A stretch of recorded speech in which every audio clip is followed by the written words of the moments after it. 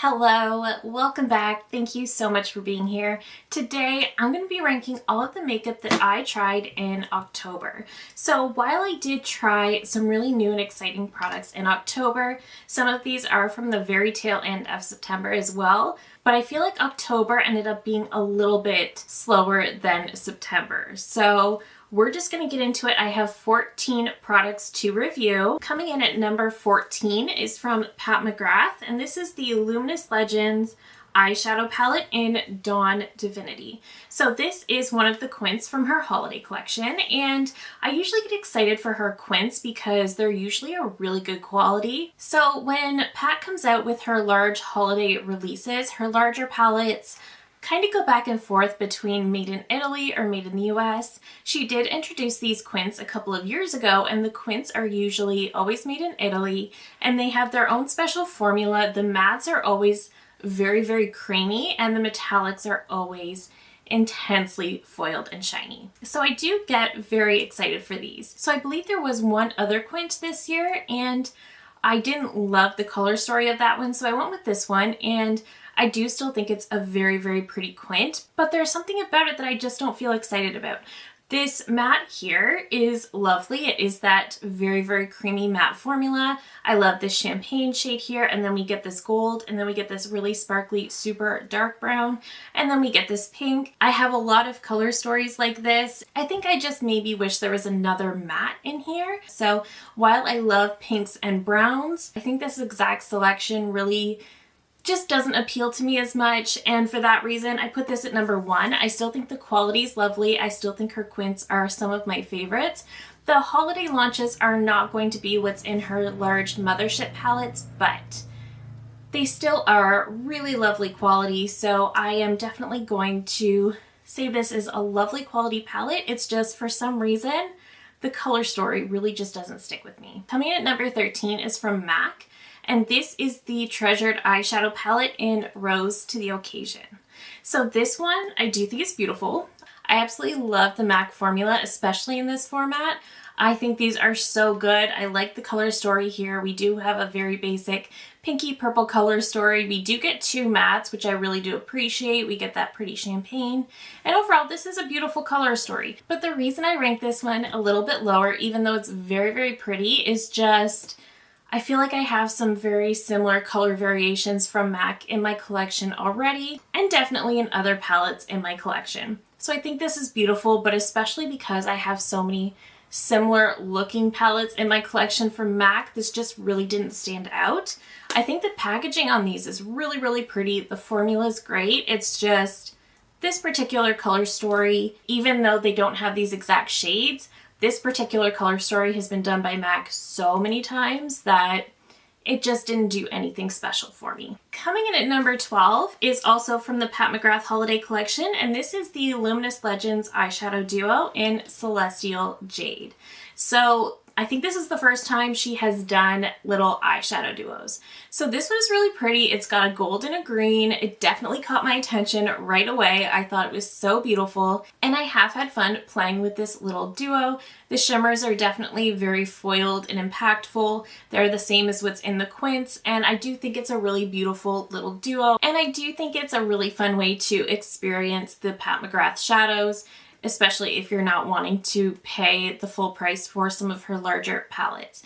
That being said, much like her other holiday palettes, this is not her special formulas from her mothership palettes, but it is still a really, really lovely shimmer formula, and you can get a really pretty look with this.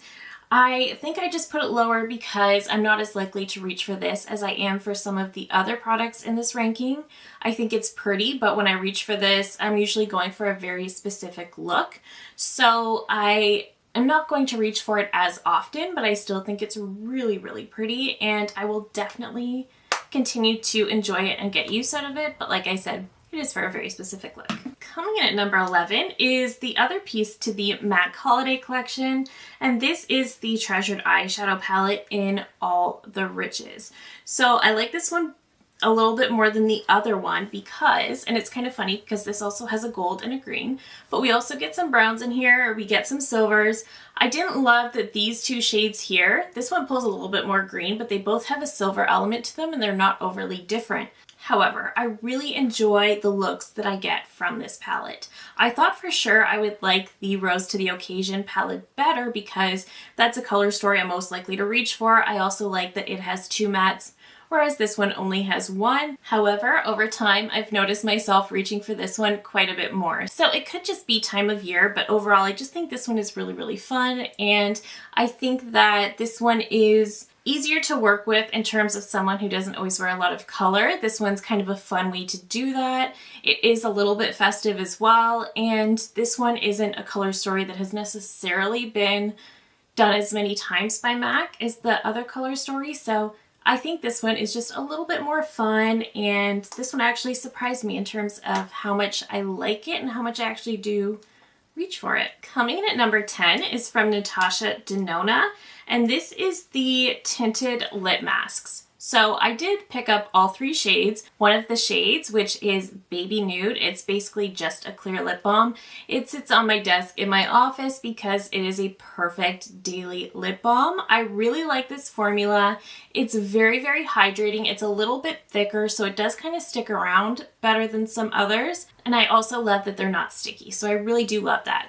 I don't think these are the shiniest lip balms out there. The Ole Henriksen, which I just absolutely love, is far shinier.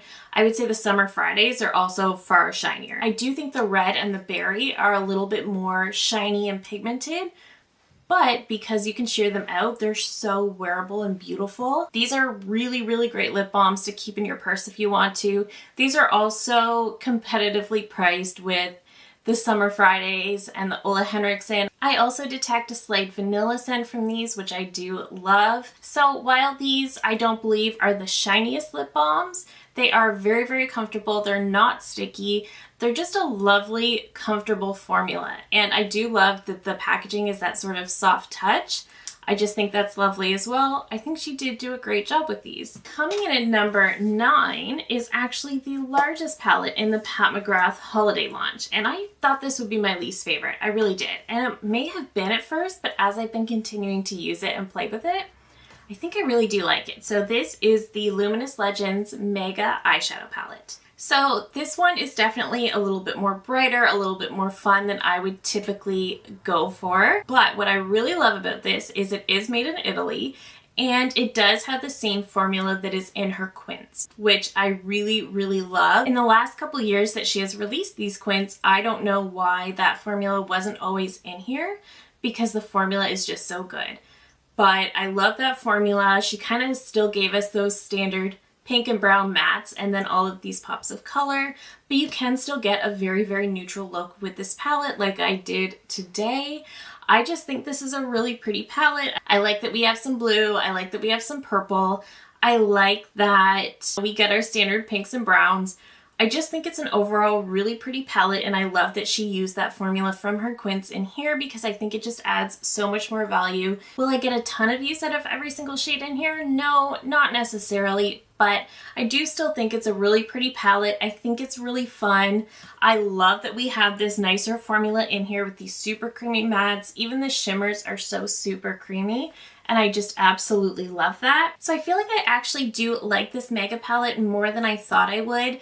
I think I went into this holiday launch just kind of, I don't know that I had the best attitude with Pat McGrath, mostly because of the weird year that she had, and I wasn't really expecting to love the holiday collection so much. But I actually really like this. I do think it's really pretty. I think the formula is lovely. I think you can do a lot with this palette. I also really like this year that she sort of made this mega palette a little bit thinner, and there is less negative space in here as well. Sometimes she'll do her logo right in the middle, or sometimes there's just a lot of empty space. I don't love that we got a few less shades in here than we normally do from the mega palettes, and it still costs the same, but we did get a better formula in here, so that is maybe the trade-off. Overall, I do think she did a good job with this, and I have continued to reach for it, so that tells me that I did end up liking this quite a bit. So coming at number 8 is from Charlotte Tilbury, and this is the Pillow Talk Beautyverse Love Palette. So she did start coming out with this concept, I believe, last year with the first Beautyverse palette, and I will say I like this palette more because I love this color story. I love this pinky mauve color story. I really do. I love that she uses these cream to powder mattes in here, which I believe were originally in her Icon palette, and then we didn't see them for quite a few years until last year's Beautyverse palette. But then this year, all of the mattes in here are that cream to powder formula. We do have a topper up here, and then we have 3 metallics on the bottom. I will say these 2 metallics right here are a little bit more on the dry side, and this shade right here can actually do a pretty good job imitating the Pillow Talk Diamonds Hypnotizing Pop Shot shadow. But I do really, really love the formulas in here. I think this palette is beautiful. I don't love that these 2 shimmers are so dry, and I also sort of felt like these 2 mattes end up looking pretty similar on the lids. So I did feel like there's a bit of redundancy there, and for $75 US, 95 Canadian, I just really don't feel like there should be redundancies. I think this is a beautiful palette. I really do like it, and I will definitely get a lot of use out of it because I usually do when it comes to Charlotte Tilbury. But I do wish there was a little bit more shade variation, and I do wish these 2 shimmers were a little less dry. So while it is a lovely palette and I really do like it, I just don't know that it's the best investment. I think this is definitely one that is better to get on sale, just given some of the redundancies that are in there. And if you already have a lot of pinks and mauves in your collection, you might already be able to recreate this one. So coming at number 7 is from Natasha Denona, and this is the Roxa palette. So first of all, I love the packaging. I love the purple to teal shift. I absolutely love a shift like that. I think it's so pretty. And this was supposed to be a very purple palette. You can definitely see that there are definitely some purples in here. I do feel like it pulls a little bit more pink. However, even though it looks like there's a lot of pink in here, and there is, a lot of these pinky looking mattes do have a bit more of a purple leaning undertone. So that is just something that's important to mention. I think these are beautiful though. I definitely do think it bears similarities to the Natasha Denona Love palette. I also thought there was a lot of similarities to the ABH Norvina Volume 5 palette. There was a lot of similarities there. I think if you're looking for a really strong, very purple palette, I still think the Norvina Volume 5 is the best of the best. But I do still think this is a pretty palette. It's a very strong formula. It's Natasha Denona.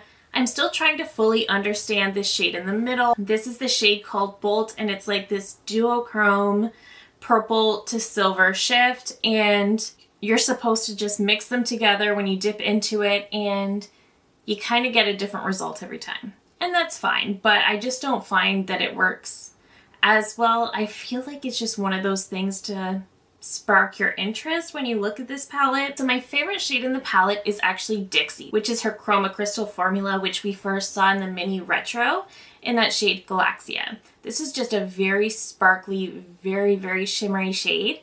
And though it does have a pinky blue and purple hue to it, it doesn't have the most opaque base. So it will definitely be manipulated very easily by the shades that are underneath. But it's a beautiful shade, and it will add such a beautiful amount of sparkle. I will say though, a lot of the shades in here she describes as sparkling foiled shades, but to me they look just more like a basic metallic shade. And that's not a criticism. Her metallics are beautiful. But I feel like in her other palettes, when you swatch a metallic next to the sparkling foiled, the metallic looks very lackluster because the sparkling foiled are so sparkly and shiny. I would say they're on a similar level of sparkle as Dixie from the Chroma Crystal. And a lot of these I just don't feel like are as sparkly. They're sparkly, but not sparkling foiled sparkly. So I was disappointed by that because I love that formula. But I do still think it's a beautiful palette, and the formula did not miss. It's still a great formula. It's just not as sparkly as some of her palettes can be. Another one of her palettes that is a little less sparkly is the I Need a Nude. That has one sparkling foiled shade in there, and the rest are all a little bit softer, but that's kind of the intention with this palette. I don't necessarily know that it was the intention with this one. Coming at number 6 is a product that I really, really did love, but it had the weirdest release.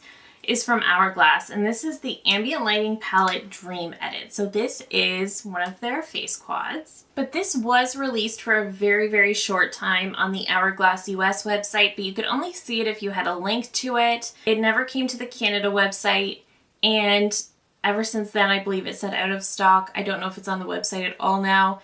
From what I understand, I think it may have been a limited release for Asia, is what I've come to understand, and I don't believe there will be a re-release of this, which is really disappointing. This does have Dreamlight, which is one of my absolute favorite finishing powders.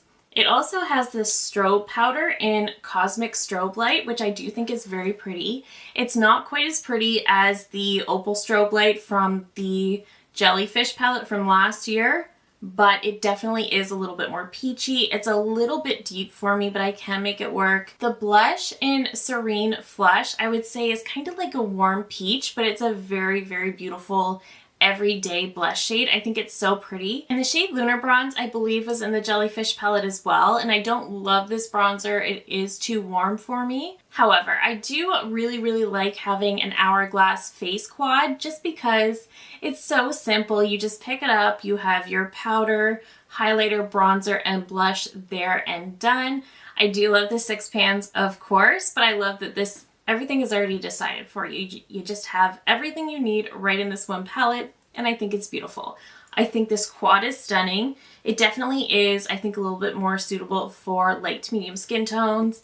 It's definitely on the light side, but it is a very, very pretty quad. So I absolutely love this and think it's beautiful. I just hate the weird release. I do think it was a glitch that it was released on the US website when it was, but I do think this is a very beautiful quad. And coming at number 5 is from ABH. So this is one of their holiday palettes this year. This is the Spice palette. So they did just come out with 2 9-pan palettes for holiday. This is a gorgeous, gorgeous everyday palette. This is one that I expected the formula to be less than what is in their larger palettes. And I thought it was a little strange that we didn't get any of their larger palettes this year. Maybe not just based on current trends, but I wasn't expecting the formula to perform as well, but the formula absolutely does. The formula in here is stunning. The mattes are so creamy, so buttery and blendable, and the shimmers are absolutely very reflective and gorgeous. I would say they almost feel like a thinner shimmer formula, but they're just so sparkly and reflective. I will say the shimmers are very, very soft though, so if you do order these online, they might come in broken. I heard a lot of people say they had a very similar experience, so just keep that in mind. If this is something you can get in store, I would definitely recommend doing so. I love this one. The only thing I don't necessarily love about this palette is that there is quite a few sequin shades in here. So this shade, and this shade are all what look to be mattes, but they're actually more sequin shades. So when you blend them on the lids, you actually do lose a lot of the sparkle that's in there. The best way to preserve that sparkle is to just sort of pat those shades on. And that doesn't necessarily work for the way that I like to do my makeup, so I typically end up losing a lot of the sparkle from these shades. So it just seems a little bit pointless to me. I wish they were just basic mattes, if anything. So that's the only thing I don't love, and of course I don't love that they're so soft that they come in broken. However, the formulas are beautiful, and the sequin shades don't make the shades any less easy to work with or any less blendable. So I just think this is a phenomenal everyday palette if you're looking for a small, compact, everyday option that can give you the option to go a little bit more glam. I think this one is beautiful. Coming in at number 4 is from Makeup by Mario, and this is the Ethereal Eyes Moonlight palette. This one is very, very pretty. This is like a cool toned alternative to his original Ethereal Eyes palette, and I really do love it. If you love a smoky eye, this palette could easily be a favorite. It is so beautiful. I love the way the one blue shade in here is so easy to work with. I typically do not like blue shadows on my eyes at all, but that navy just is so easy to work with, and it makes it so easy to incorporate blue. It's just a very beautiful, very flattering shade. I love the way we have some of these grays and these navies. These cool tone shimmers are also very beautiful. If you liked the shimmers from his original Ethereal Eyes palette, These are the same. They're absolutely stunning. I actually like the formula in here a little bit more than I did his original Ethereal Eyes palette. I thought the formula in that palette was fantastic, but I will say I think this formula is even better. I've noticed when it comes to Mario, he seems to be consistently producing better quality palettes. His first Master Mattes palette, some people loved, some didn't. I found some people definitely said it was a little on the dry side. His Master Mattes, the Neutrals, is pretty well loved by everyone. It's just a beautiful formula. I never owned the original, but a lot of people said it was definitely much creamier, more blendable. And the formulas that are in his Ethereal Eyes palettes are not the same as what's in his Master Mattes. I would say the matte shadows that are in the Ethereal Eyes palettes are a little bit more pigmented and a little bit more buttery, but much like his Master Mattes palettes, the Ethereal Eyes palette was good, and this one is somehow even better. So I love this palette. I think it's beautiful. I think it's such a staple, especially going into this time of year, especially if you love a smoky eye. I think it's a really, really beautiful palette, and I love it, and I love the formula. Coming in at number 3 is from One Size, and this is the Turn Up the Base Full Beat Liquid Foundation. This one, very much like the Huda Beauty Easy Blur, is this incredible full coverage matte foundation that actually works well with my dry skin.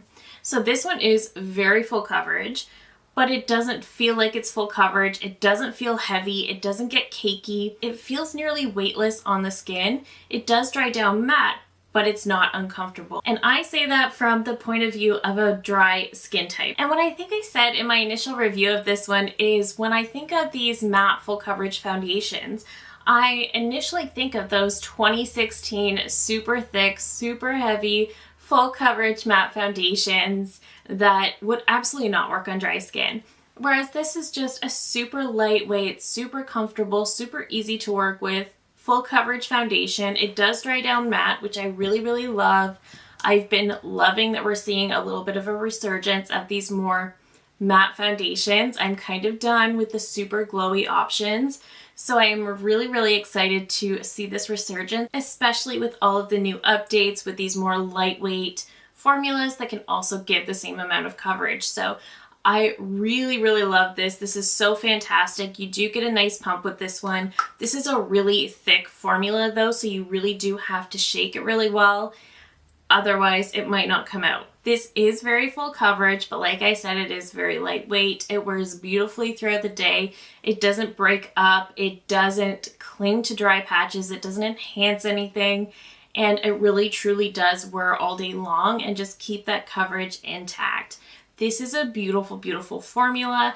The glass bottle is definitely very heavy, but I do think it's such a beautiful foundation formula. So I was thrilled to find a full coverage matte option that works for me. I don't always go for full coverage. I'm a little bit more in the medium coverage realm, but sometimes I need a little extra. So I love that I have the option now. Coming in at number 2 is the other palette from the ABH Holiday Collection, and this is the Sugar palette.